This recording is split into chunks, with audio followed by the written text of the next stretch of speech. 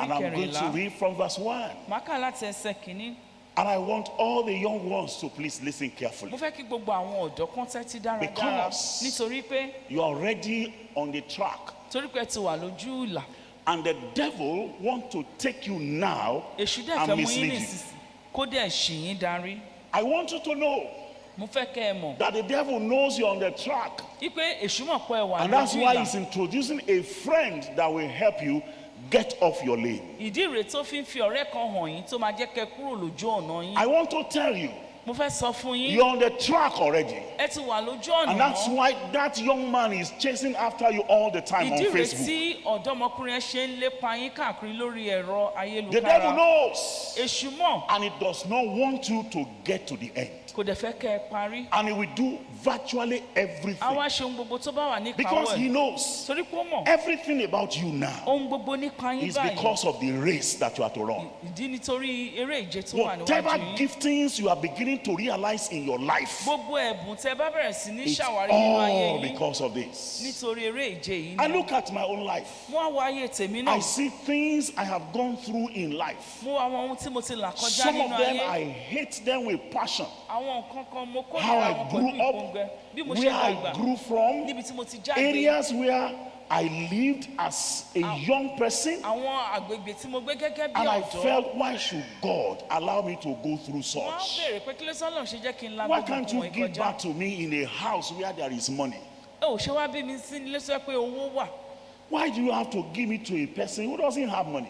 Kí ló tó fi mí fún ẹni tí ò And I lówó. have to go through a lot of turbulence in my Mo dẹ̀ life. nílò láti la olúrúurú làásìgbò But kọjá. later on, I realized Ṣùgbọ́n gbà tó yá mo that lóye all pé gbogbo nǹkan was wọ̀nyí because of the race that was set ó wà before. torí pé eré ìje tá a gbé I don't want to go káwájú into the mi. details right now, Mi fẹ́ lọ sí but I inú want to ẹlẹ́kùnrẹ́rẹ́. read from verse 1. Ṣùgbọ́n mo fẹ́ kà láti ẹsẹ̀ And kìíní. Samson went down to Timnath and saw a woman in Timnath of the daughters of the Philistines. Samsoni sì sọ̀kalẹ̀ lọ sí Timna. Ó sì rí obìnrin kan ní Timna, ọ̀kan nínú àwọn ọmọbìnrin àwọn Fílístínì. I told you Samson had eyes for women. Mo sọ fún yín pé Samsoni ó lójú obìnrin. Did I say it this morning? Ṣé mo sán lówùúrọ̀? He went down to Timnath. Ó lọ sí Timna. He didn't see anything Kò rí nǹkan mìíràn except a woman. àfi obìnrin kan. And I wonder what you are seeing here now. Èmi náà wá ń wo èkí lẹ́yìn náà ń rí níbí. I wonder what you are seeing in this meeting. Mò ń wo ohun tẹ́ ẹ̀ ń rí nínú ìpàdé yìí. I wonder what is going on in your mind. Mò ń wòye ohun tó ń lọ lọ́kàn I yín. wonder what you saw in the morning. Mò ń wòye ohun tẹ́ ẹ rí And lówùúrọ̀. I'm wondering now what you are seeing. Mo wá ń wòye kí lóhun tẹ́ ẹ̀ ń rí báyìí. And he came up and told his father and his mother and said, I have seen a woman in Timnath of the daughters of the Philistines. Now therefore, get her for me to wife. Ó sì gòkè wá, ó sì sọ fún bàbá òun ìyá rẹ̀, ó sì wí pé, èmi rí obìnrin kan ní Timna nínú àwọn ọmọbìnrin àwọn ará Fílístínì. Ǹjẹ́ nítorí náà ẹ fẹ́ fún mi ní aya? Now, I am wondering why Samson was talking like this. Mo ń wòye pé kí ló tí Samsoni fi ń sọ̀rọ̀ báyìí. Number one, he went Àkọ́kọ́, down. ó kọ́kọ́ sọ̀kalẹ̀ lọ. Now he came up. Nígbà tó yá, ó gòkè I wá. thought now that he has come up, Èmi rò pé sì tó ti gòkè wá, he will speak with his senses. á sọ̀rọ̀ pẹ̀lú ọlọ́. And he will recognize the authority of his parents. Á dẹ̀ dá àṣẹ àwọn òbí rẹ̀ And mọ̀. will understand that these parents were the one guiding him from infancy. Àmọ́ ó dẹ̀ kó mọ̀ pé àwọn òbí òun ló ń tọ́ òun I was láti gba thinking he was ìwé going wá. to submit unto his parents Èmi rò pé ó máa rẹ ara rẹ̀ sílẹ̀ fún what àwọn he òbí rẹ̀. saw Ohun tí ó rí. and ask them to check for him Kódà ẹ bá mi yẹ̀ wò ó. whether what he saw was correct Bóyá or ohun tí not. ó dára tó rí ó dára bí bẹ́ẹ̀ No kọ́. man runs this race of life Kò sẹ́ni tó ń sáré ìje and ayé will run yìí. successfully Á dẹ̀ sáré láṣeyọrí. without a coach. Without láìsí ẹni tó ń kọ́. There is nobody Kò sí ẹni náà that could be successful in whatever he is doing tó lè ṣàṣeyọrí ní when ohunkóhun he tó bá does ń not ṣe. have somebody who is coaching him. Tí ò sẹ́ni tó ń kọ́. Nobody. Kò sẹ́ni náà. Nobody. Kò sí. I want to say with all emphasis, Mo fẹ́ sọ pẹ̀lú even gbogbo ìtẹ́numọ́. Jesus Jésù ti would kára not rẹ̀. have been able to run well Kò bá má lè sáré dáradára. without human coaches Láì jẹ́ pé ó ní àwọn èèyàn that tí God wọ́n assigned unto tí him. Ọlọ́run yàn fún. Right from the time he was a baby, Láti ìgbà tó ti jẹ́ ọmọ I ọwọ́. read in my Bible Mo kà nínú that ọ̀rọ̀ he was Bíbélì wrapped with swaddling wípé clothes. a fi aṣọ òjá wé. Why? kí ni ìdí? Number one, Àkọ́kọ́, because the weather can kill him before he will continue his torí race. òtútù tó wà ń ta ọ́ nígbà yẹn ó lè pa kó tó tẹ̀síwájú eré Number ìje two, náà. disease from that environment where he was born can kill him. Torí pé ibùjẹran láti bí àwọn àrùn ní agbègbè yẹn ó lè pa. So his mother wrapped him. Ìyá rẹ̀ wé. And as I searched further, Bí mo ṣe ń walẹ̀ I jù, also realized mo tún lóye pé that swaddling bands, swami, swaddling clothes, aṣọ ọ̀já tí a fi they wé, use it as POP wọ́n máa ń lò gẹ́gẹ́ bí plaster of Paris for those who have broken bones. fún àwọn tí eegun wọn ti ṣẹ́. Even for Jesus, Fún Jésù, POP had to be administered a gbọ́dọ̀ lo POP so that he will not grow up to be crooked in his life. tó bẹ́ẹ̀ kó tẹ́ pé kò ní lọ ní ọ̀nà tí ò tọ́ nínú ayé. Ayé rẹ̀ ò ní tẹ̀ wọ̀rọ̀kọ̀. Òkè ayé rẹ̀ kò ní wọ́. Even Jesus. Jésù ti kára rẹ̀.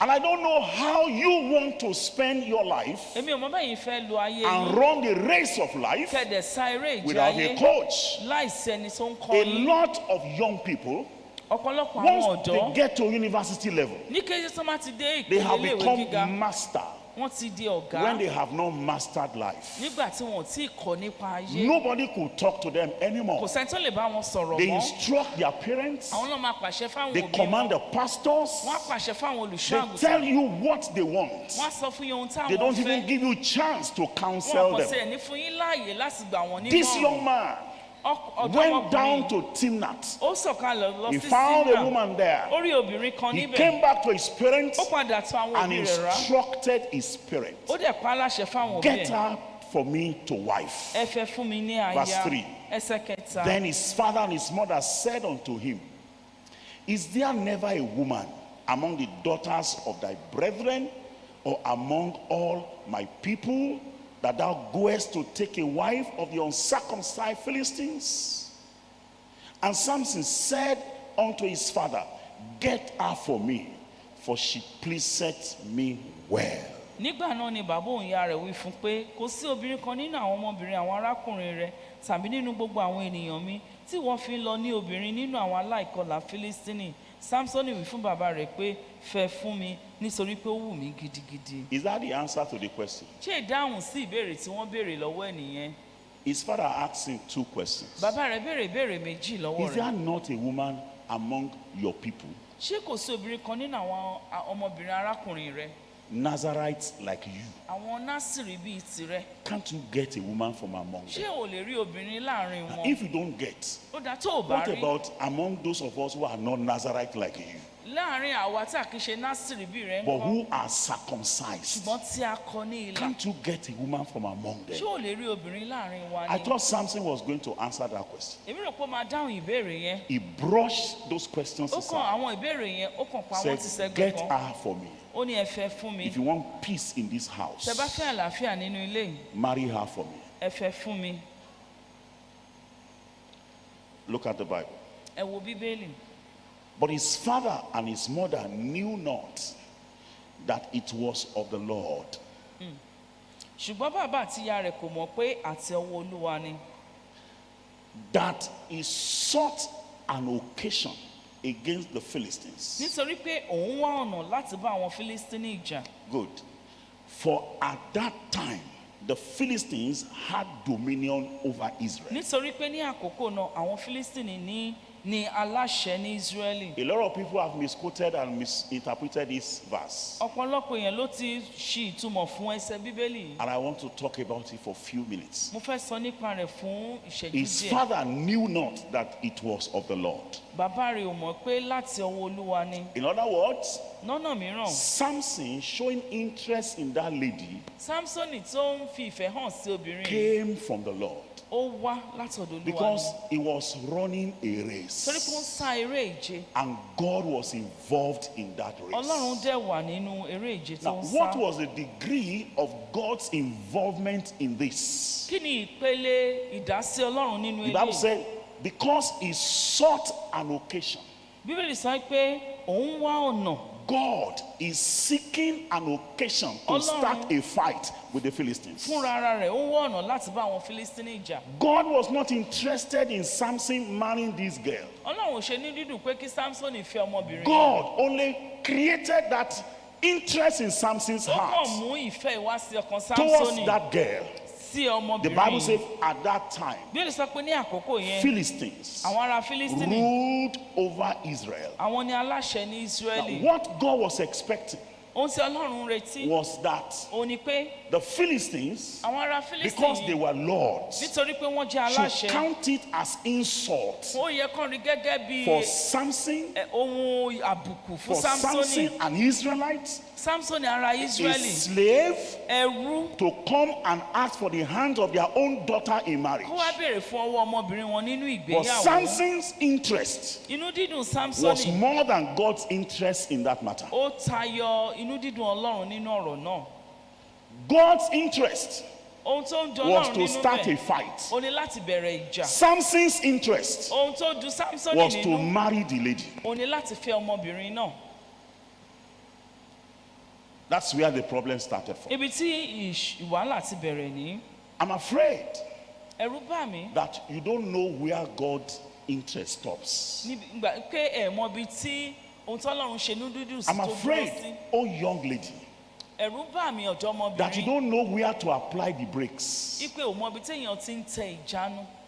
I'm afraid, oh young Ẹ̀rù man, bà mí ọ̀dọ́mọkùnrin that you don't know where to apply the brakes on the internet. ẹ̀ mọ ibi tó yẹ kí ẹ ti tẹ ìjánu lórí ẹ̀rọ ayélukára. I know that internet could be used of God. Mo mọ̀ pé a lè lo ẹ̀rọ ayélukára I láti know sọ̀rọ̀ having Ọlọ́run. a friend on campus can be used of Mo God. mọ̀ pé Ọlọ́run lè lo kéèyàn ní ọ̀rẹ́ nílé ìwé gíga. But do you know where that interest stops? Ǹjẹ́ mọ ibi tí ìbádọ́rẹ̀ yìí tó gbọ́dọ̀ dúró? Why is it that you don't know where to apply the Kí ló brakes? tẹ̀ fi mọ ibi tí ẹ ti máa tẹ ìjánu? And you are just reckless driver, Ẹ kàn jẹ́ dírẹ́fà tí ó a bìkítà. reckless blind athlete Ẹ wá jẹ́ ẹni tó ń sáré ìje who will not afọ́jú listen to his coach. tí kò ní gbọ́ ẹni tí ó ń I was dálẹ́kùn. thinking that Samson would say Èmi rò pé Samsoni à wí pé to his parents, sí àwọn òbí rẹ̀ God has interest in this matter. Ọlọ́run ń ṣenú dídùn sí I ọ̀rọ̀. am not interested in marrying the lady. Mi nǹkan tí ẹ ṣe ní dídùn láti fẹ́ I ọmọ just náà. want to create a situation Ṣùgbọ́n mo fẹ́ fi àyè in kan which sílẹ̀ those people will insult me, táwọn èèyàn wọ̀nyí tó máa bú mi. and then I will show them who Màá wá I fi am. hàn ẹni tí mo jẹ́. But he will not do that. Ṣùgbọ́n kò máa ṣe He eléyìí. said, leave God aside. Ó ní ẹ pa Ọlọ́run I ti have sẹ́gbẹ̀ẹ́ found kan. a better track on which to run. Mo ti rí ojú ọ̀nà mìíràn tó dára tí mo ti máa I want to sáré. run to marry this Mo girl. fẹ́ sáré láti fẹ́ obìnrin yìí. Can I read further to you now? Ṣé mo lè kà síwájú Verse sí 5. ẹsẹ̀ karùn-ún? Then went Samson down, and his father and his mother to Timnath, and came to the vineyard of Timnath, and behold, a young lion roared against him. Nígbà náà ni Samsoni sọ̀kalẹ̀ lọ sí Timna àti bàbá rẹ̀ àti ìyá rẹ̀. Ó sì dé ibi ọgbà àjàrà tí ó wà ní Timna. Sì kíyèsí ẹgbọrọ kìnìún kan ń ké ramúramù sí i. Who was in front here? Ta ló wà níwájú níbí? It was Samson.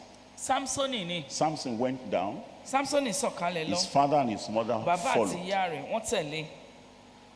When you see a son who is leading his father, Tẹ bá rí ọmọ tó jẹ́ pé òun ló ń darí bàbá. then you know that he is racing towards destruction. Ẹ yẹ kẹ́ mọ̀ pé ó ń sáré ìje lọ sí ìparun. When you see a lady, Tẹ bá rí ọmọbìnrin even an adult, bó kàn ṣe jẹ́ kó sì dàgbà who does not have anybody tí kò ní ẹnikẹ́ni that can check him, tí ó lè bá wí, that can checkmate him, tó lè bá wí, that can put him in check, tó lè dá lẹ́kùn kankan. such a person Irú ẹni bẹ́ẹ̀ will soon break his limbs in life. ó máa tó Come, let's say, ó máa tó kán lẹ́sẹ̀ nínú ayé. Samson was going in front. Samsoni òun ló ṣíwájú. His father, Bàbá his rẹ̀ mother àti ìyá followed rẹ̀ him. wọ́n á tẹ̀lé. And I was thinking Èmi wá ń rò. that the lion was going to roar against all of them. Èmi rò pé kìnìún yìí ó máa bú ramúramù sí gbogbo wọn ni. But no, Rárá o. the lion knew the disobedient among them. Kìnìún yìí mọ aláìgbọràn láàrin wọn. Have you read the story of the prophet that came to Bethel to prophesy? Ṣé ti ka ìtàn wòlíì tó wá sí Bẹ́tẹ́lì láti Have you sọ tẹ́lẹ̀? noticed when the lion slaughtered him? ẹ̀rí ńgbà tí kìnìún yìí that tó the lion did not touch fàyà the pẹ̀rẹ̀pẹ̀rẹ̀ ass, kò fọwọ́ kan and people were egungun ẹ̀. passing, àwọn èèyàn wá ń kọjá and the lion never attacked anybody kò dẹ̀ kọlu ẹlòmíràn except that young man that he killed. àyàfi wòlíì tí ó pa ẹ̀. Túláàsì kì í wọ̀lú kọ́lọ́run máa ń mọ̀ nípa rẹ̀. When anything happens in a place, God knows about it. Ogun ní í ṣìyàn pa, èpè kì í ṣìyàn mú. Okay, somebody can die mistakenly by the sword, but not By war. okay or by during war, during war, but not when you are cursed. Èpè kì í ṣìyàn jà. Bá a ṣe jókòó yìí, As we are all seated, tí ṣinṣin bá wọlé ń bì, if any fly enters ọ̀dọ̀ this elégbò place, ni ó lọ tààràtà. it will go to someone that is wounded. This lion knew who was not on track. ó mọ ẹni tí ò sí lójú ọ̀nà. This lion knew the person who was running a wrong race in life. Ẹgbọ́rọ̀ kìíní mọ ẹni tó jẹ́ pé ó ń sáré ìje tí ò tó And nínú I ayé. thought Èmi wá Samson was lérò going to get the message. pé Samsoni ọ̀rọ̀ tí Ọlọ́run gbìyànjú àti sọ fún And we ayé. quickly come back to Àwa his track. tètè padà wá sí ojú ọ̀nà tirẹ̀. I like to say to you Ẹ jẹ́ kí n sọ that Samson began to miss it from this point. ipe láti àkókò yìí ni Samsoni ti bẹ̀rẹ̀ sí ní And he ṣí could not recover kò dẹ̀ lè dá padà until mọ́ the day he was about to die. àyàfi ọjọ́ tí ó fẹ́ kú. My challenge is, Ìpèníjà mi ni why do you kí ló dé tó fi jẹ́ pé ẹ̀yin want to run your ẹ race fẹ́ sá eré ìje yìí without knowing where you are going, láì jẹ́ pé ẹ mọ ibi tẹ́ ẹ̀ ń lọ without knowing why you are running, láì jẹ́ pé ẹ mọ ìdí tẹ́ and fi ń without sáré identifying your own track? in láì jẹ́ life? pé ẹ dá ojú ọ̀nà tí yín The mọ̀. question that was asked that lady Ìbéèrè tá a bí that ọmọbìnrin ran to the end was, why did you cross your lane? pé kí ló dé tó fi kúrò lójú ọ̀nà rẹ Why couldn't you stay on track? kí ló dé tó fi dúró lójú ìlà Why do rẹ you become interested in what God was not interested? kí ló dé tó ṣe inú dídùn sí ohun tí ò jẹ́ inú dídùn Why do you Ọlọ́run choose Kí ló dé a tó fi track yàn that ọ̀nà God never chose for tí you? Ọlọ́run tí ò yàn fún ọ. My challenge many times Ìpèníjà mi when I lọ́pọ̀ meet ìgbà young people, nígbà tí n bá pàdé àwọn I know they ọ̀dọ́ are brilliant. mo mọ̀ pé wọ́n I know mọ̀wé some of them are very vibrant mo mọ̀ pé wọ́n jẹ́ and they are alákíkanjú very, very techy. wọ́n dẹ̀ jẹ́ ẹni tó yẹ pé ó mọ̀ nípa ìmọ̀ ẹ̀rọ. Ẹ ṣeun. However, Síbẹ̀síbẹ̀ even if a young man has clothes like an elderly person, tí ọmọ kékeré bá kàn tẹ̀ láṣọ bí àgbà will he have rags like an ṣó lè elder? lákìísà bí àgbà ni. And I know some of us are here mo mọ̀ pé lára wa wà and you níbí look back àwa wẹ̀yìn and say, I wish wọ́n ní pé kò bá wù mí somebody told me pé èèyàn kan sọ I fún will mi not have fallen into this ditch in ìbá which I má am ti now. ṣubú sínú kòtò tí mo wà yìí. Many of us ọ̀pọ̀ wa who are elders ta jẹ́ àgbàlagbà might be living in regret as I'm talking now. a lè máa gbé ìgbé ayé àbámọ̀ bí mo ṣe You sọ̀rọ̀ marry báyìí. the person you chose, not the person God chose for you. ẹ fẹ́ ẹni tí ẹ yàn kì í ṣe tí Ọlọ́run yàn fún yín. Somebody asked me èèyàn kan béèrè that if lọ́wọ́ I mi pray and God lead me to marry a woman, pé tí n bá gbàdúrà sọ́lọ́run wá darí mi láti lọ fẹ́ does it obìnrin mean I will not have problem? ṣó túmọ̀ sí pé mi ò ní I níṣòro said you ni will, plenty. mo lè máa ní ọ̀pọ̀lọpọ̀ You will have ẹ plenty máa ní problem. ọ̀pọ̀lọpọ̀ ìṣòro But the difference between you ṣùgbọ́n ìyàtọ̀ láàrin and the yín person who is not led àti ẹni tí a darí is just this. òun ni eléyìí. Laban Lábánì and Jacob àti Jákọ́bù had an agreement. wọ́n fìmọ̀ I ṣọ̀kan want to marry Rachel. mo fẹ́ fẹ́ Rákẹ́lì And he worked for 7 years. ó dẹ̀ ṣiṣẹ́ fún ọdún méje After 7 years, lẹ́yìn ọdún méje Laban packaged Leah. Lábánì ó ṣètò Líà. I don't know the kind of makeup or makeover that they used. Mi ò mọ irú ọgbọ́n tó dá sí That Leah looked like Rachel. tí Líà fi wá jọ Rákẹ́lì. And that night, Ní àṣálẹ́ yẹn Jacob ravaged her. Jákọ́bù ó ṣe báṣubàṣu. In the morning, you know, Ní òwúrọ̀. cosmetic will not last 24 hours. Ṣé mọ̀ pé gbogbo ta fi ń kojú kò ní dúà títí láé. By the morning light, Nígbà tí ilẹ̀ all mọ́ the makeup had finished. gbogbo nǹkan tó fi kojú yẹn ó ti parẹ́.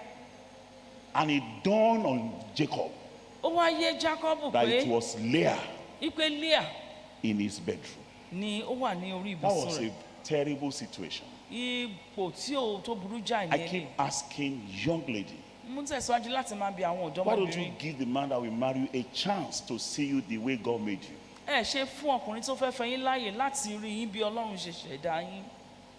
Why do you create a personality that is not yours? Kí ló ṣe fi ń sọ pé ìdánimọ̀ yín lélẹ̀ tí kì í dẹ̀ ṣe tiyín? And by the time you realize that you are not as beautiful as you present yourself to be, Nígbà tó bá rí pé ẹ rẹwà tó bẹ́ ṣe fi ara yín hàn, he becomes a polygamist like Jacob. á wá di oníyàwó púpọ̀ bíi Jákọ́bù. I'm not going there now. Ibẹ̀ yẹn kọ́ là ń lọ. It's just a small advice. A kàn ń gbà yín Just a níyànjú ni. small advice. Àmọ̀ràn kékeré ni. I saw that Mo rí i pé instead of Jacob to fight that woman, dípò kí Jákọ́bù kó bá obìnrin náà he jà, went to Laban. ó tọ̀ Lábánì lọ. Why did you deceive me? Kí ló tó fi tàn mí I jẹ? work for Rachel, Rákẹ́lì ni mo ṣiṣẹ́ not fún, for Leah. kì í ṣe fún Líà. And Laban said, Lábánì wí in pé our custom, ní àṣà it's tiwa not like o, that. kì í ṣe bẹ́ẹ̀. The younger does not go ahead of the older. Àbúrò kì í ṣáájú ẹ̀gbọ́n lọ Work sílé for another ọkọ. 7 years. Tó ṣiṣẹ́ fọ́dún méje You will mìíràn, have Rachel. wà á ní Rákẹ́lì. Now, I realized Mo lóye pé that 7 years ago, ipe ọdún méje sẹ́yìn, Laban had prepared that answer for Jacob. Lábánì ti pèsè ìdáhùn yẹn fún Jákọ́bù. So when God leads you to a man, Nígbà tí Ọlọ́run bá darí yín sí when God ọ̀dọ̀, leads you to a woman, tí Ọlọ́run bá darí yín when sọ́dọ̀ you have obìnrin, a problem there, tẹ́ bá ní ìṣòro you have níbẹ̀, somebody to go back to. ẹ ní èèyàn kan láti padà lọ And I bá. will tell you from here, Màá dẹ̀ sọ fún yín that láti bí solution to every problem you will have in that marriage is in his hand. ipe gbogbo ìdáhùn sí ìṣòro tẹ́ máa ní nínú ìgbéyàwó But ọwọ́ when Ọlọ́run God ló is wà. not involved, Ṣùgbọ́n àti Ọlọ́run ò bá lọ́wọ́ sí, you will handle it by yourself. ẹ̀yin fúnra ara yín lè máa mójútó ṣòro yẹn. That's the difference. Ìyàtọ̀ bẹ̀ ní So Samson, Samsoni from that point, láti àkókò yẹn could not get his balance again. kò kàn tiẹ̀ kò dúró He déédéé kept mọ́. falling from Ó ṣáà one ń ṣubú degree of grace to another Láti degree of orí grace. ọ̀fẹ́ kan lọ sí kúrò nínú orí ọ̀fẹ́ mìíràn. Títí All he had ohun gbogbo tó ní was a reserve tank. ó kàn jẹ́ ó ti bọ́ sí reserve. Kí ni reserve Yorùbá? Téèyàn fi Àṣẹ́kù. pamọ́ àṣẹ́kù. Àṣẹ́kù. Àṣẹ́kù ló kù nínú jálá epo. Only had a reserve tank. Mẹ́rin ni. 4. O gbọ́dọ̀ mutí.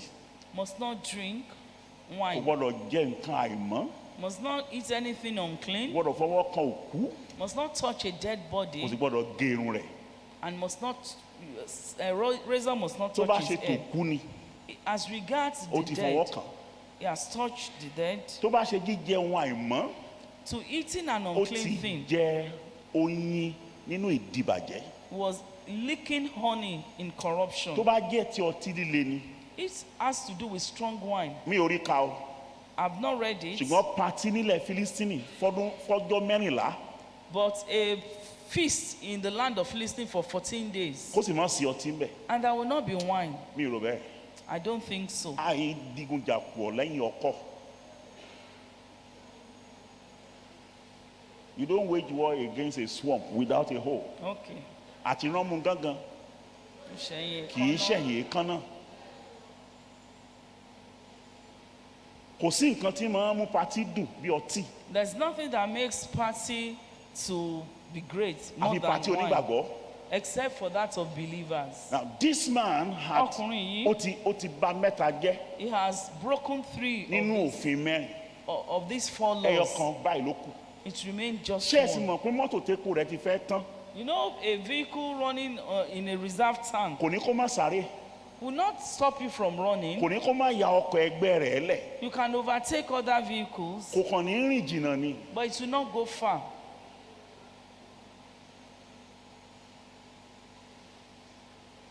Marriage Ìgbéyàwó turned the life of Samson into a mirage. ó wá sọ ayé ẹ̀ sí inú He kept wàhálà. making mistakes Ó upon mistakes. tẹ̀síwájú láti máa ṣe And I àṣìṣe don't lórí want to àṣìṣe. discuss it further. Mi ìfẹ́ jíròrò lé lórí síwájú But I sí i. say to you in the morning, Ṣùgbọ́n mo sọ fún yín lówùúrọ̀, when God was going to help him, nígbà tí Ọlọ́run máa ràn lọ́wọ́, that which was his problem, èyí tó jẹ́ Was ìṣòro his rẹ̀, eyes. ó ní ojú rẹ̀. God helped him to remove those eyes. Ọlọ́run ràn lọ́wọ́ láti yọ àwọn ojú yẹn. And I said, I don't want to pray that prayer for you. Mo ní mi fẹ́ gba àdúrà yẹn fún yín. But sometimes, ṣùgbọ́n nígbà God mìíràn is left with no other choice ọlọ́run ò ní àrọ̀ mìíràn than to take that which is making us to lose our focus from the race of life. kó mú ohun tó ń jẹ́ kí a sojú ran wa nù kúrò nínú eré ìje ayé kó mú kúrò. You are not in First Baptist Church here by a mistake.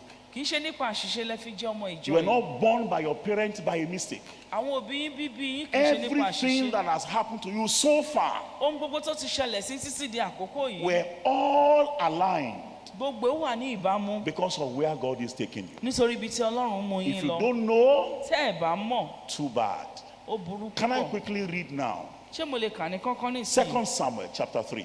Sámúẹ́lì kejì orí kẹta. And I'll be closing with that. I'm Màá parí talking about pẹ̀lú eléyìí. running according to knowledge. mo ń sọ̀rọ̀ nípa sísáré gẹ́gẹ́ bí ìmọ̀.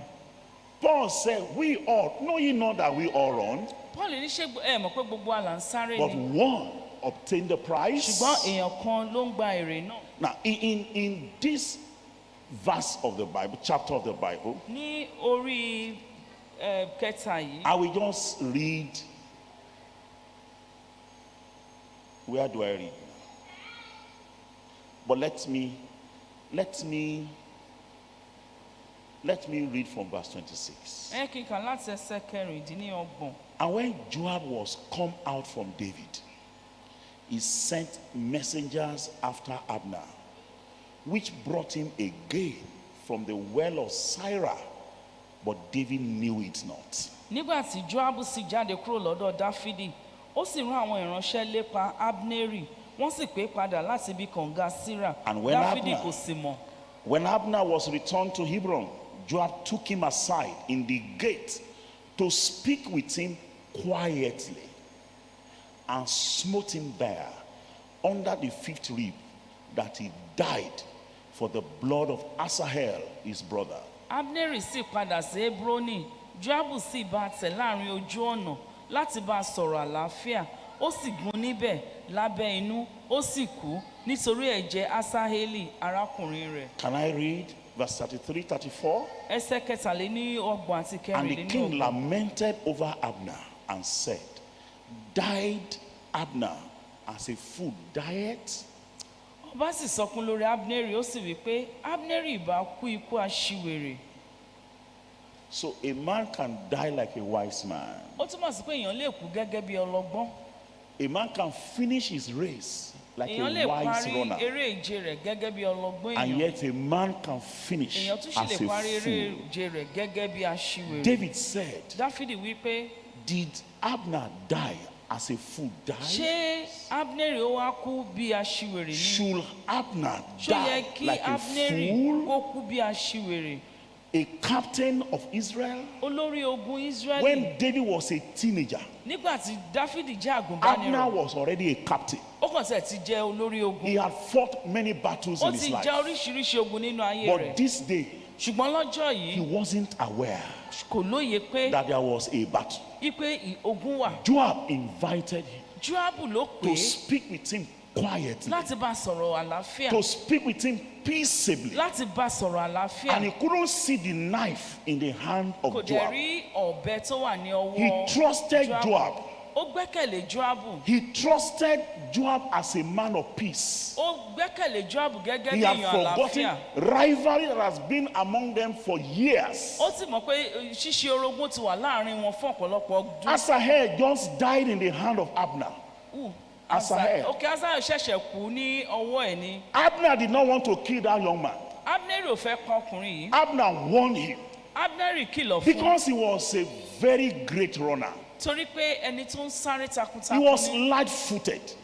Ẹni He could run like a ẹsẹ̀ roe. fẹ́rẹ́ nílẹ̀ ó lè sáré gan. He was running after Abner. ó ń sáré lépa Abner said, Abneri. Asahel, am I ó ní seeing Asahel Asahel? ó ṣe He Asahel said, ni mo rí ó yes. ní bẹ́ẹ̀ ni. He said, why don't you go and fight a younger soldier ó ní ò ṣe lọ bá ọmọ ogun tó and jẹ́ take ọ̀dọ́ his jà ammunition and kò celebrate dẹ̀ yourself? gba nǹkan ogun rẹ̀ kò dẹ̀ He said, no, ṣàjọyọ̀ ara I rẹ̀ want ó ní to kill a rárá. general like you. ó ní olórí ogun bíi tiẹ̀ ni mo Abner fẹ́ was pa. already old. Abneri sì He dàgbà couldn't run kò lè sáré as fast as Asahel, bí Asahel ṣe lè sáré but he got experience. ṣùgbọ́n ó ní ìrírí. He had fought many ó battles sì in jẹ́ life. ọ̀pọ̀lọpọ̀ ogun nínú ayé. Abner just started.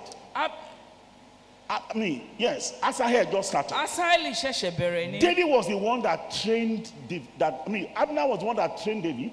Abneri òun ló kọ́ Dáfídì. David trained Dáfídì náà Asahel. kọ́ Asaeli. How will a grandchild Bóyá wo ni ọmọ be as experienced as a grandfather? ó lè ní ìrírí gẹ́gẹ́ bí Abner bàbá said, bàbá. take a young person Ó ní lọ mú ọ̀dọ́ of your age tó ẹjọ́ wà and lọ́jọ́ orí fight that person kó dẹ̀ jojú ìjà and kan kill that person. kó dẹ̀ pa ẹni náà Celebrate yourself. kó ṣàjọyọ̀ He said, ara no. rẹ̀. Ó ní rárá I o. want a general like this. Ó ní olórí ogun bíi I want to sẹ́ni mo score a fẹ́. point. Mo fẹ́ ní ìgbóríyìn Said kan. this race Ó ní is eré not yìí. for the swift. Ó ní kì í ṣe fẹ́ni tó yára kánkán. He said, all the same I will run. Ó ní ìwẹ̀ bákan náà màá sáré. Abner turned. Abneri wá yí padà. He didn't even use the head of the spear. Kò kàn tí ẹ lo orí ọkọ̀. He used the wooden part of the Ibi spear. igi rẹ̀, ibi igi That was ọkọ̀ what yẹn he ló lò. used to kill Asahel. Òun ló lò láti pa To Asaeli. show Asahel that he was a small boy. Láti sọ fún pé He said, ọ̀dọ́mọkùnrin. look, if I kill you now, how will I look at your brother? Ó ní tí n bá pa ẹ́ báwo mo ṣe fẹ́ wo ẹ̀jẹ̀ rẹ̀. But he killed him. Bó pa á. Now that was in the mind of Joab. Eléyìí wà ní ọkàn Joabu. But Ṣùgbọ́n Abner forgot. Abneri gbàgbé. Have you forgotten prayers you prayed? Ṣẹ́yìn ti gbàgbé àwọn àdúrà tẹ́ ẹ gbà Have ni. you forgotten ways by which you have insulted the devil?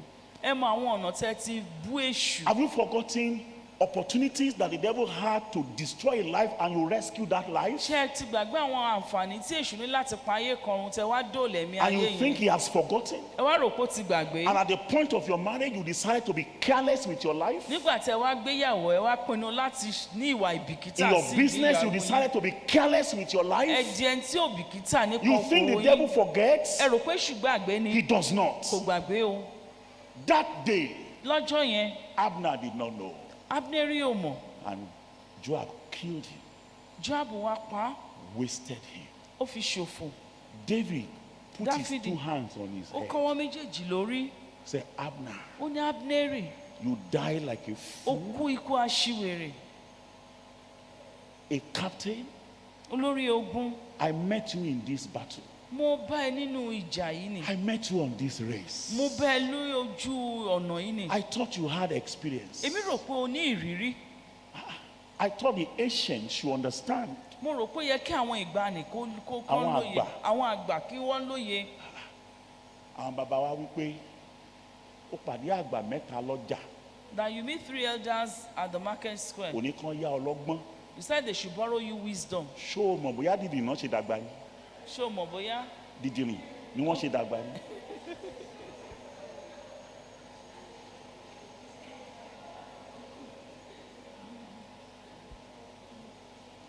I thought Abner by his age Èmi rò pé Abneri pẹ̀lú ọjọ́ orí rẹ̀ would be wise. á gbọ́n. And I'm also thinking Mo tún wá ń rò that the elders that are here ipe fún àwọn àgbàlagbà tó wà níbí, will be wise àwọn náà gbọ́n. and will be wiser than young people. Ipe wọn á tún gbọ́n ju àwọn ọ̀dọ́ If the lọ. young ones will not understand what we are talking about, Tí àwọn ọ̀dọ́ ò bá lóye ohun tá à ń sọ nípa shouldn't rẹ̀, we understand? ṣé kò yẹ kó yé àwa ni? Shouldn't we be much more careful with our own lives? Ṣé a gbọ́dọ̀ ṣọ́ra púpọ̀ sí pẹ̀lú ayé wa ni? Shouldn't we tread so softly now? Ṣé a gbọ́dọ̀ máa tẹ̀ jẹ́jẹ́ ni? Should we also speak like the young ones? Ṣé ó yẹ káwa náà máa sọ̀rọ̀ bí àwọn ọ̀dọ́? Should we decide like the young ones? Ṣé ó yẹ káwa náà máa pinnu bí àwọn ọ̀dọ́? Should we be fighting the elders in the church like the young ones Ṣé ó are yẹ káwa doing? náà máa bá àwọn àgbà ìjọ jà bí Shouldn't àwọn we ọ̀dọ́? listen to instructions of the leaders as it becometh elders? Ṣé kò yẹ kí a máa tẹ́tí gbọ́ àṣẹ àwọn àgbà gẹ́gẹ́ bí ó ṣe Should jẹ́ ìwà wa? elders be rebellious as young people? Ṣé ó yẹ kí àwọn àgbàlagbà jẹ́ ọlọ̀tẹ̀ Look gẹ́gẹ́ at bí David. àwọn Look at ọ̀dọ́? David. Ẹ wo Verse Dáfídì 34. ẹsẹ̀ Thy hands kẹrìnlélọ́gbọ̀n. were not bound, A kò ṣáàdì ọ́ ní ọwọ́. nor thy feet put in fetters. Bẹ́ẹ̀ ni a kò sì kan ẹsẹ̀ rẹ ní àbà. David was a soldier. Ológun ni Dáfídì. He was just thinking, Ó kàn ronú ni. how possible Báwo ló ṣe ṣe? that Joab killed Ipe Abner? Joabu ó pa Were Abneri. your hand tied Ṣáàdì ọ́ lọ́wọ́ ni. or your legs put in fetters? Ṣé a kan àbàmọ́ ẹsẹ̀ rẹ ni? How? Báwo? Now all of this Gbogbo àwọn nǹkan wọ̀nyí. are because Ó jẹ́ wà nítorí men pé refuse to understand èèyàn kọ̀ láti that they are lóye running a race. ipe wọ́n ń sáré ìje ni. I'm not saying that your friend is not a good friend. mi ò sọ pé ọ̀rẹ́ yẹn kì í ṣọ̀rẹ́ tó dára o. But this counsel that is against the Bible, ṣùgbọ́n ìmọ̀ràn tó ń fún ẹ tó tako bíbélì, I think you should be wiser than him. èmi rò pé ó yẹ kó o gbọ́n ju ọ̀rẹ́ yẹn lọ. I'm thinking so. mo ń ronú bẹ́ẹ̀ ni o. I know that your tailor is a good tailor. mo mọ̀ pé aránṣọ yín aránṣọ tó dára ni. But this style he is suggesting to you, ṣùgbọ́n irú style tó ń dábàá fún ọ yìí, won't you tell her ṣé ò ní sọ fún aránṣọ rẹ that this is not what princesses used to wear? wípé kì í ṣe nǹkan tí àwọn ayaba máa ń wọ̀ ní.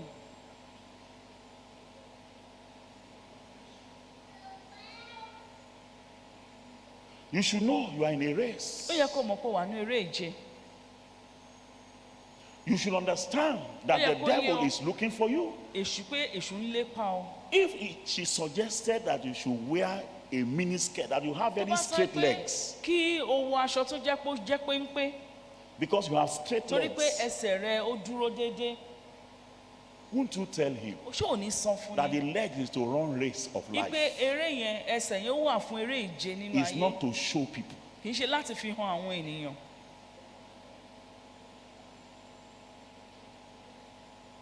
He said you have a very good bust. ó ní igbá àyà ó dára. If you expose your cleavages, tó bá fi igbá àyà rẹ tó bá fi that will be sílẹ̀ tó very fi hàn sexy, ó máa dùn ún wò. and you will not tell him ó wà ní sọ fún that everything that is valuable ipe ohun gbogbo tí ó níye lórí is kept secret. èèyàn máa ń pa á mọ́ ni. Won't you understand? ṣé kò yé eyín ni? Are your hands tied?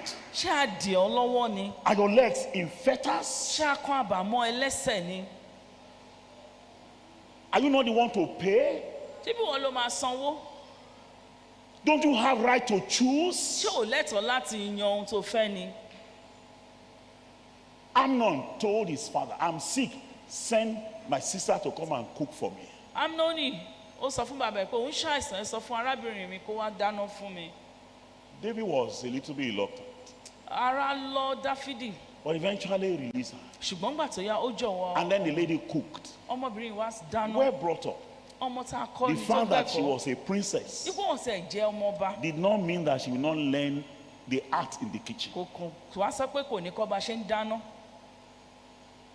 Because we have little money now, Torí pé lówó díẹ̀ báyìí, housemaid does all the work. àwọn ọmọ ọ̀dọ̀ ló ń ṣe gbogbo iṣẹ́ ilé. Our children are growing to become useless. Àwọn ọmọ wọn á ń dàgbà láti má wúlò.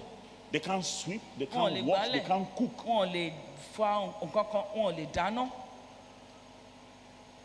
And I ask, why? Mo wá bèrè pé kí ló dé? Why? Kí ló dé? In our younger years, Nígbà táwa ṣì wà lọ́dọ̀, I'm still younger. ọ̀dọ́ sì ni mí o. Eh? Àwí kan ìrà nígbà kékeré o. Bóò náà lórí nísìn.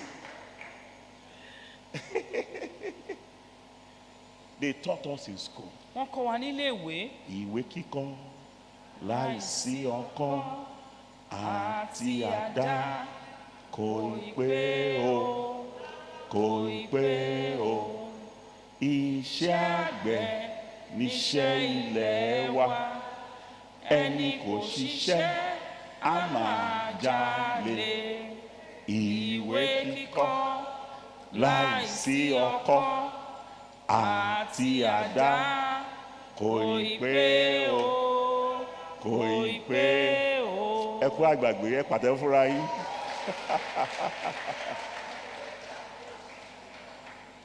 We were taught to work with our hands. A kọ́ wa láti ṣiṣẹ́ pẹ̀lú àwọn ọwọ́ wa. So Tamar, though a princess, Támánì bó kàn ṣe jẹ́ pé ọmọọba ni. was taught to cook. A kọ́ bá ṣe ń She dáná. cooked very well. Ó sóúnjẹ dáradára. Where to eat is the dining. Ibi tó yẹ kó ti jẹun ó wà ní ibi tó ti ń jẹun. Amnon said, bring it for me in Amnon the sọ pé rárá bedroom. o, gbé wá sínú yàrá fún I mi. thought she should be smart enough. Èmi rò pé yẹ kó gbọ́n. So I want to eat it from your hand Ipe látọwọ́ ẹ̀ ni mo ti fẹ́ and be jẹ. putting it in my hand. Máa fi sí mi lẹ́nu. Excuse me. Aren't you a wise girl? Ṣé ò kì í ṣe ọmọbìnrin ọlọ́gbọ́n ni? Dèrè gẹ́rẹ́ ìpín ìpínpín la fìlà. tó bá ti kọjá pé ìpéjú ó ti di gàréètà ni.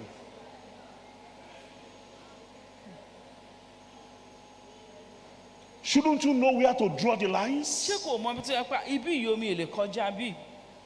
How can he ask you to come and visit him after 9 on bó ṣe máa ní pé campus? kó wá bẹ̀ òun wò ní aago 9 alẹ́ níléèwé.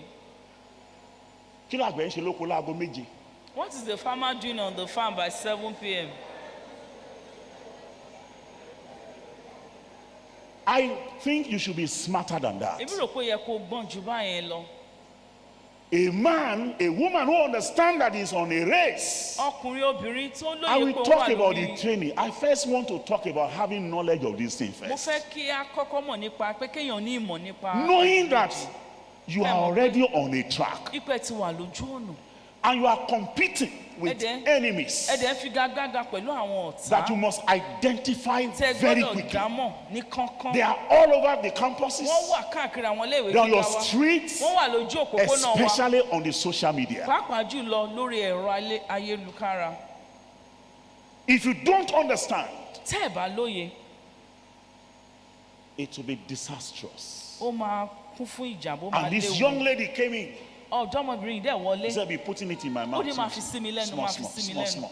díẹ̀ And she was feeding her brother. ó dẹ̀ ń bọ́ And then the ẹ̀kọ́ young rẹ̀. man grabbed her lójijì ó kàn gbà á mú. and said, I want to sleep with you ipe now. mo fẹ́ bá ọ sùn nísinsìnyí. Of course, she was brought up very well. a kọ́ dáradára. She said to him, ó sọ fún.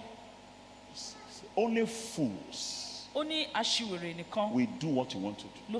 ló máa ṣe ohun tó fẹ́ ṣe. You see the way she put it? ṣé ẹ rí bó ṣe sọ? Yoruba call it ishiwere. A fool, Yes, a mad person. a mad person.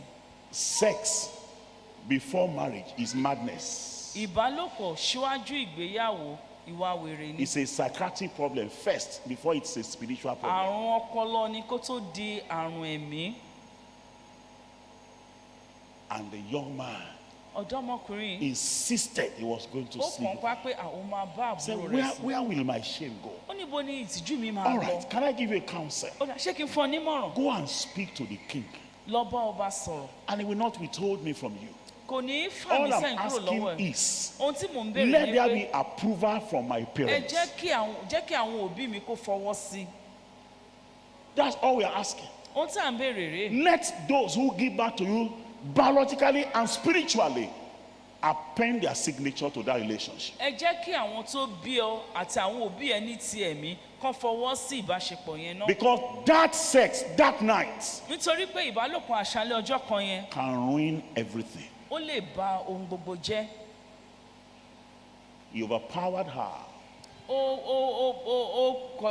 lo agbára lórí rẹ̀ and defied her. ó dẹ̀ bà á jẹ́. You know what she did? ṣé mo tó ṣe? The first thing she did ohun àkọ́kọ́ tó ṣe was to lay hold of her tunic ó mú aṣọ rẹ̀ and tore it. ó sì fà á ya. The Bible remarked bíbélì sọ pé that princess wípé àwọn ọmọọba that were virgin, tí wọ́n jẹ́ wúńdíá they wear long tunic wọ́n máa ń wọ aṣọ tó gùn délẹ̀ with sleeve. tó dẹ̀ ní ọwọ́. So the Bible is so perfect. The clothes will be long aṣọ yẹn á gùn and it will have sleeve. ó dẹ̀ máa ní ọwọ́. That's how princesses bí àwọn dress. ọmọọba bí wọ́n ṣe ń múra So ni. I asked, how do slave dress? wọ́n á béèrè pé báwo làwọn ẹrú ṣe wá ń múra. Short wọ́n á wọṣọ and péńpé armless. kò dẹ̀ ní lápá.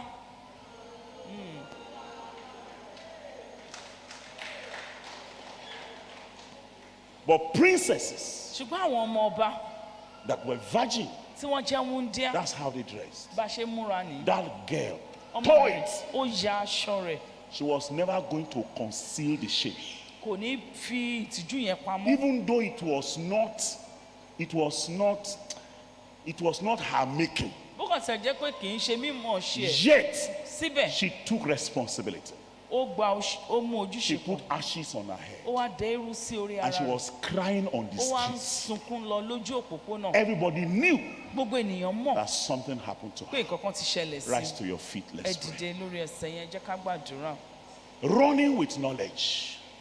sísáré pẹ̀lú ìmọ̀. My desire tonight ìpòǹgbẹ́ mi ní àṣálẹ̀ yìí is that ó ní pé you will know ẹ mọ̀ that you are running a Ipe ń race sa eré ìje. and that you will know Ipe dẹ̀ mọ̀. there are enemies around. Ipe àwọn ọ̀tá wà ní Some of àyíká. them will come as a friend. Àwọn kan wá gẹ́gẹ́ bí They ọ̀rẹ́. want to speak peaceably, Wọ́n fẹ́ bá yín sọ̀rọ̀ but there is àlàáfíà. dagger in their hands. Ṣùgbọ́n idà wà ní ọwọ́ They wọn. want to stop you Wọ́n fẹ́ so pa that yín. you will not continue. Kẹ́ má bàa You are tẹ̀síwájú. going to pray. A máa gbàdúrà. Lord, give me light. Olúwa ẹ fún mi ní ìmọ́lẹ̀. Help me Ẹ ràn mí lọ́wọ́ to know láti mọ̀. that this race Ipe eré ìje yìí is not for fools.